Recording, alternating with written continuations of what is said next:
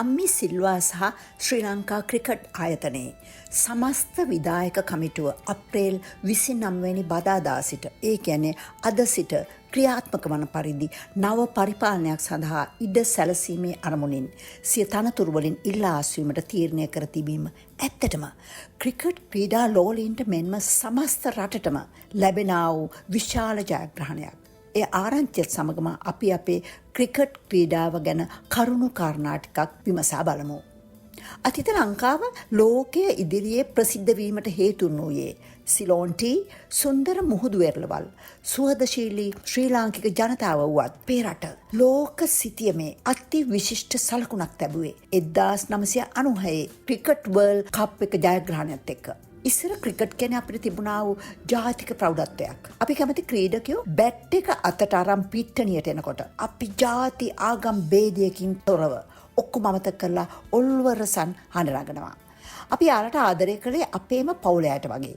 Cricket ක්‍රීඩාව අපේ රට එක්සත් කළා. 1996 ලෝක ක්‍රිකට් තරගාවලියේ විකට් 6කින් ලංකාව ජයග්‍රහණය කරපු වෙලාවේ අපිට දැනුණ හැඟීම අදටත් මතක් වෙනකොට දැනෙන්නේ පුදුම සතුටක්. ක්‍රිකට් මැච් එකක් තියෙන දිනවලට රටම වැඩ අමතක කරලා හන්දියක් ගානේ මැච් බැලුවා. 1996 අපිව යටත් කරගෙන හිටිය අපිට ක්‍රිකට් හඳුන්වා දුන් ඉංග්‍රීසි ජාතිකින්ගේ ගේම් එක අපි දින්නා. එයාලා T20 ගේම්ස් කීපයක් දිනුවත් කවදාවත් ප්‍රධාන වර්ල්ඩ් කප් එක දිනන්න බැරි වුණා. නමුත් ඒ කීර්තිනාමය අදටත් අපිට තියෙනවද?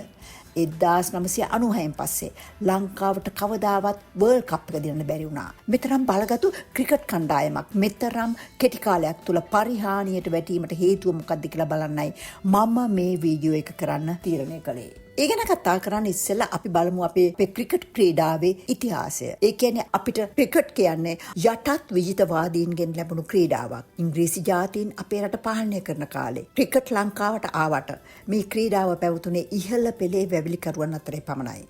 1948න් පස්සේ තමයි මෙම ක්‍රීඩාව සාමාන්‍ය මිනිසුන් අතරට ගියේ. ඉන්දියාව, පාකිස්තානය, බංගලාදේශය, දකුණු අප්‍රිකාව, සිම්බාබ්වේ වැනි යටත් විජිතවාදී රටවල කතාවත් මේකමයි. ඊට පස්සේ ලංකාවෙත් ICC International Cricket Council නීති රීතිවලට අනුව ක්‍රිකට් කවුන්සිලයක් පිහිටුවා එයට පාලන ව්‍යුහයක්ද ඇති කළා.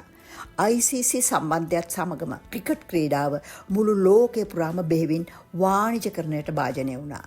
ඒ අපේ ක්‍රිකට් ක්‍රීඩාවටත් බලපෑවා. ඒ විදිහට තමයි ක්‍රිකට් ක්‍රීඩාවේදී මිනිසුන් ලබන සතුට වින්දනය වෙළඳ භාණ්ඩයක් බවට පත් වූයේ. විශේෂයෙන්ම IPL Indian Premier League හරහා තමයි ක්‍රිකට් ක්‍රීඩාව ඩොලර් මිලියන ගණන් සම්බන්ධ ක්‍රීඩාවක් බවට පත් වී ඒ හරහා විශාල බලයක් ගොඩ නැගුණේ. ඒත් එක්කම දේශීය දේශපාලනයත් භූ දේශපාලනයත් මේ ක්‍රීඩාවට ඉතා ප්‍රබල ලෙස බලපාන බව පසුගිය දශකයේ අපිට දකින්නට ලැබුණු සාමාන්‍ය දෙයක්. අපේ ක්‍රිකට් පාලක මණ්ඩලය ICC සමග පවත්නා නිරනෝන සම්බන්ධතාව හේතුවෙන් රජයටත් වඩා ප්‍රබල බල මධ්‍යස්ථානයක් ඔවුන් ගොඩනගාගෙනයි තියෙන්නේ. ශම්මි සිල්වා යටතේ පවතින ක්‍රිකට් පාලක මණ්ඩලයට තේරීපත් වූ නිලධාරීන් නිරපා හැරීම හේතුවෙන් හිටපු ක්‍රීඩා ඇමති රොෂාන් රණසිංහ මහතාට පවා ඇමතිකම නැති වුණා. මෙම මුදල් සහ බලය තමයි ක්‍රිකට් පාලක මණ්ඩලයට පත් වූ අය එතැනම හැමදාම රැඳී සිටීමට උත්සාහ ගැනීමට හේතුව. අපේ හදවතේ ක්‍රීඩාව මාෆියාවක් උනේ මෙන්න මේ විදියටයි. ඒ වක්වානුවම ලංකා ප්‍රීමියර් ලීග් LPL වැනි පෞද්ගලික නායකත්වයෙන් යුත් ලීග් ආරම්භ වුණා. ලංකා ප්‍රීමියම් ලීගය බහුවිධ දූෂණ වංචාවලට සහ තරග පාවාදීම් සම්බන්ධයෙන් ශ්‍රී ලංකාවේ ක්‍රීඩා සම්බන්ධ වැරදි වැළැක්වීමේ පනත යටතේ අත්අඩංගුවට ගැනීම සහ වරදකරුවන් කිරීම පවා සිදු වුණා.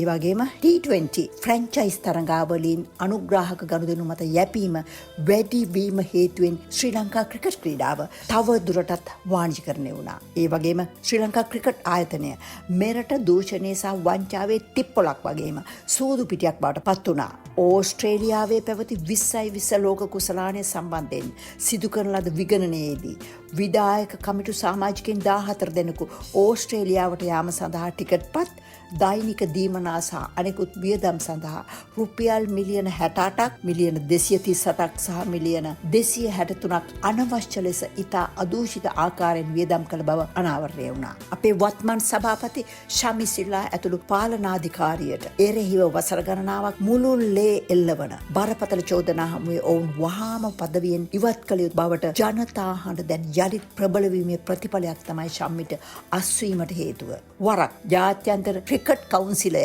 ICC සිය වාර්තාවේ සඳහන් කරලා තිබුණා ශ්‍රී ලංකා ක්‍රිකට් මණ්ඩලය ලෝකේ වඩාත්ම දූෂිත ආයතන බව. ඒත් එක්කම ICC 2023 නොවැම්බර් මාසයේදී එහි ශ්‍රී ලංකා සමාජිකත්වයේ අත්හිටුවන ලද ක්‍රිකට් මණ්ඩලයේ ක්‍රියාකාරීත්වයට රජයේ දැඩි මැදිහත් වීම සිදුවන හේතුවෙන් එයට ස්වාධීනව කටයුතු කළමනාකරණය කිරීමේ සමාජිකයෙකු ලෙස කටයුතු කළ නොහැකි බව පවසමිනුයි. පසුව එම අත්හිටුවීම 2024 ජනවාරි මාස අවසානයේදී ඉවත් කළා. මේ අතරේ අපිට සුබ ආරංචිකුත් තියෙනවා. පසුගිය 2025 මැයි මාසයේදී ක්‍රීඩා පනත ගැසට් නිවේදනයක් මගින් සංශෝධනය කිරීම නම් අපේ ලැබපු විශාල ජයග්‍රහණයක්. නව ක්‍රීඩා පනතේ යෝජනාව යටතේ ජාතික ක්‍රීඩා ආයතනවල ඉහළ තනතුරු සඳහා වන කාල සීමාවන් සහ සුදුසුකම් පිළිබඳව නීති දැඩි කිරීමක් සිදු කරලා සෑම වසර දෙකකට වරක්ම මැතිවරණ පැවැත්විය යුතුයි. කිසිවෙකුට සභාපති ලේකම් හෝ භාණ්ඩාගාරික ලෙස වසර 8කට වඩා සේවය කරන්න බෑ. විධායක කමිටුව තුළ ඕනෑම භූමිකාවක කෙනෙකුට සිටිය හැකි උපරිම මුළු කාලය වන්නේ අවුරුදු 12ක්. යමෙකු දැනටමත් අවුරුදු 12 ඉක්මවා ඇතනම් ඔහු ස්ථිරවම නුසුදුසුයි. අතුරු කමිටු අත්දැකීම්ද සීමාවට ගණන් ගනී. ඒ වගේම අධ්‍යාපන අමාත්‍යාංශය යටතේ පවතින පාසල් ක්‍රිකට් ක්‍රීඩාවේ දූෂණ හඳුනාගෙන ඒවාට පිළියම් යෙදීමට සහ තරුණ ක්‍රීඩකයින් පෝෂණය කිරීම සඳහා සෑම දිස්ත්‍රික්කයකම ක්‍රිකට් සමාජ පිහිටුවීමටත් රජය සැලසුම් කරමින් සිටින බව ආරංචි මාර්ග පවසනවා. ඒ වගේම දැනට විශාල අඩුපාඩුවක්ව පවතින පැරණි දක්ෂ ක්‍රීඩකයින් වයසට ගොස් විශ්‍රාම ගිය පසු කුමන හේතුවක් නිසා හෝ නව දක්ෂතා ඇති අලුත් ක්‍රීඩකයින් සොයා ගැනීමට සහ පුහුණු කිරීමට යාන්ත්‍රණයක් නොතිබීමටත් යම් ක්‍රියාපිළිවෙතක් යොදා වී කියලා අපි බලාපොරොත්තු වෙනවා. අපේ ක්‍රිකට් මණ්ඩලය පරිපාලනය කිරීම සඳහා රජය මගින් ඉරාන් වික්‍රමරත්නගේ නායකත්වය ඇතුව පත් කළ අතුරු කමිටුවට ප්‍රවීණ හිටපු ක්‍රිකට් ක්‍රීඩකයින් වන කුමාර් සංගක්කාර, සිදත් වෙත්තමුණි, රොෂාන් මහානාම සහ තුෂිර රදැල්ල, අවන්ති කොළඹගේ ප්‍රකාශ් ශාෆ්ටර්, නීතිඥ උපුල් කුමාර අපෙරුම සහ ඩැනියල් පිලිප් යන අය ඇතුළත් වෙනවා. අපේ බලාපොරොත්තුව වෙන්නේ මෙම වෙනස්කම් එක්ක අපි ආදරය කරන අපේ ක්‍රිකට් ක්‍රීඩාව නැවත ලැබේවි කියලා. ඒ බලාපොරොත්තුවත් එක්කම නැවත වීඩියෝකින් හමුවනතුරු ඔබට ආයුබෝවන්.